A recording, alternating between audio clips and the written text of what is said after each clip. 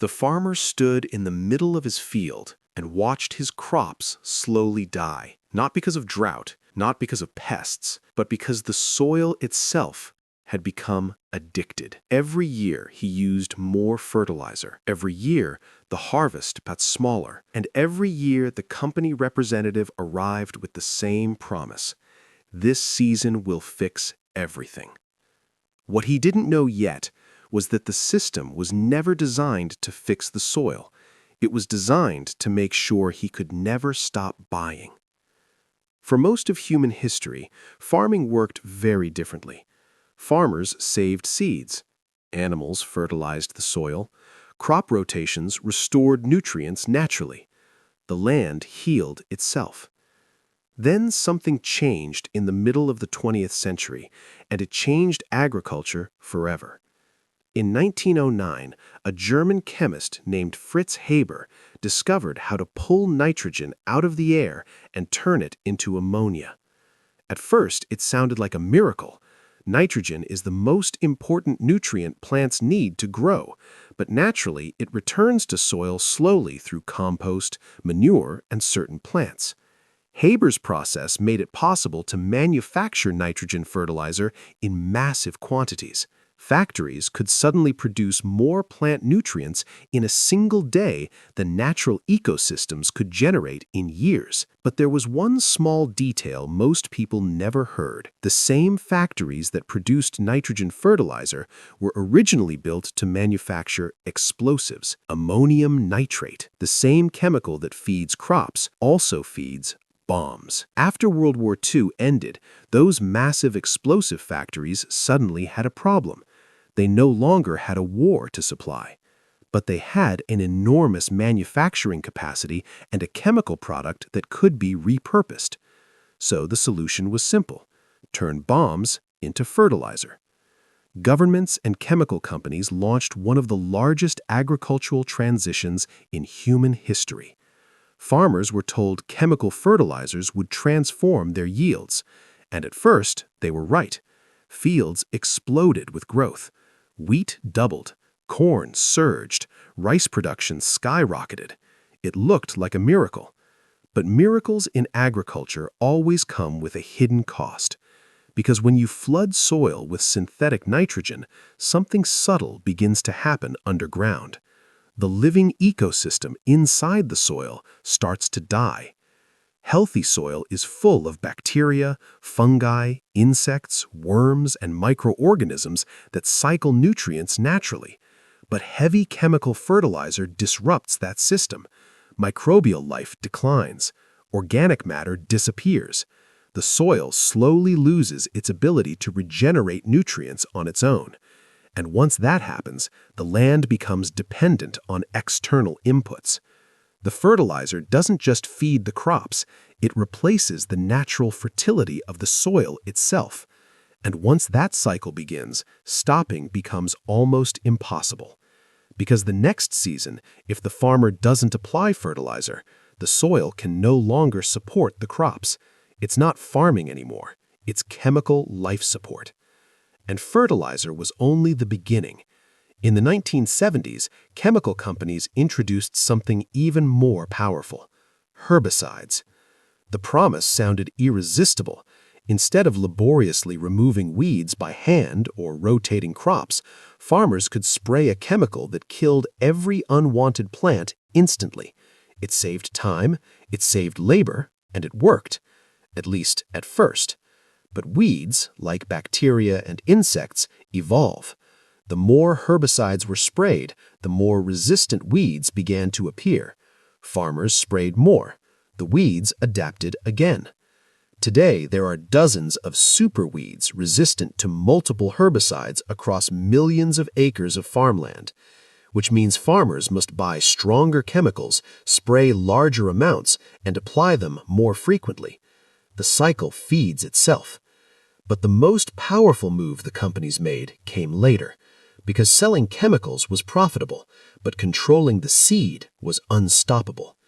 During the 1990s, chemical companies began engineering crops designed specifically to work with their chemicals: soybeans that survive herbicide, corn that tolerates chemical sprays, cotton that requires specific pesticide systems.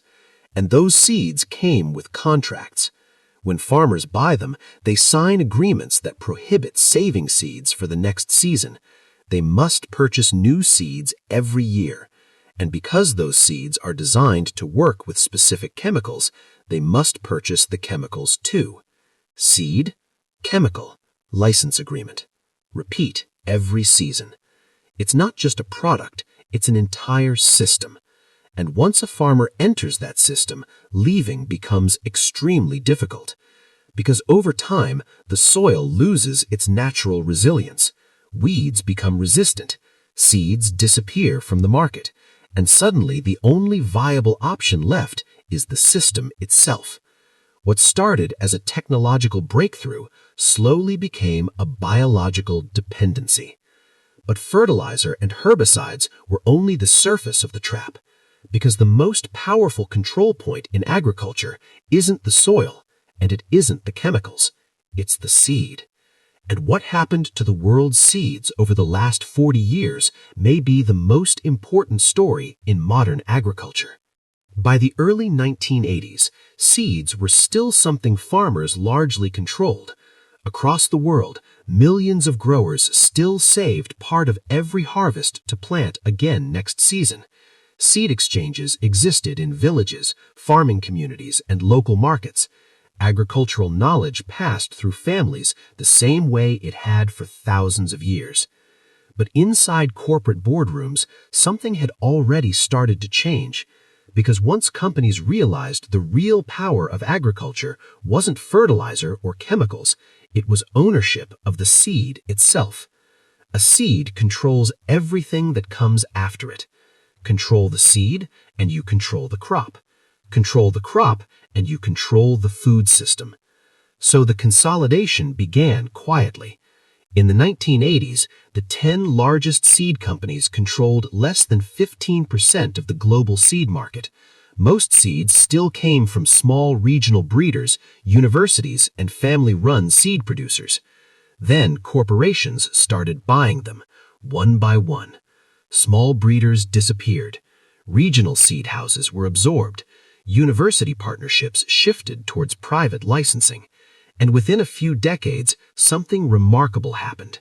4 companies, Bayer, Corteva, Syngenta, and BASF, came to control over 60% of the global commercial seed market. At the same time, those same companies controlled roughly 3/4 of the world's agricultural chemicals. Seed and chemical companies had become the same companies, which meant the entire system could now be designed to work together.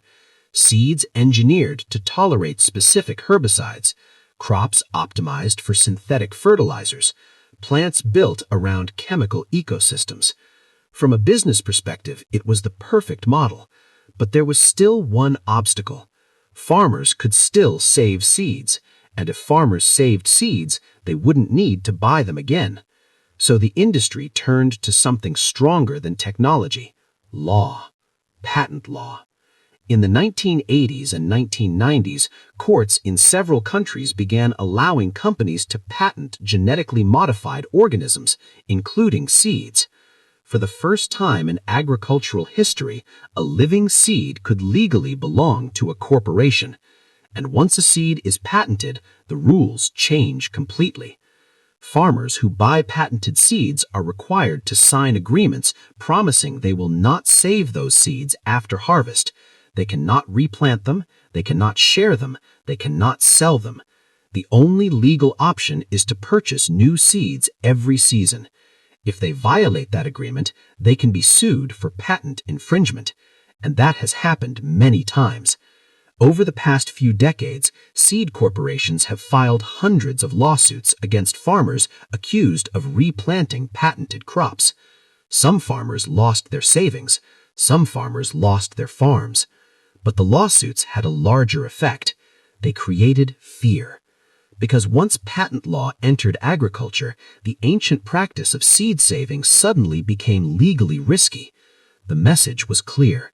Seeds were no longer part of a shared agricultural heritage. They were intellectual property. And this legal shift created a new global system. Every year, farmers purchase seeds. Every year, they purchase the chemicals those seeds are designed to use. Every year, they sign contracts agreeing not to save them. It is a cycle that repeats season after season. And for many farmers, leaving that cycle becomes harder with every passing year. Because traditional seeds slowly disappear from commercial catalogs, local varieties vanish, seed banks close, agricultural knowledge fades. A study published by the Food and Agricultural Organization revealed something startling. Over the past century, roughly 75% of crop genetic diversity has disappeared from agriculture. Thousands of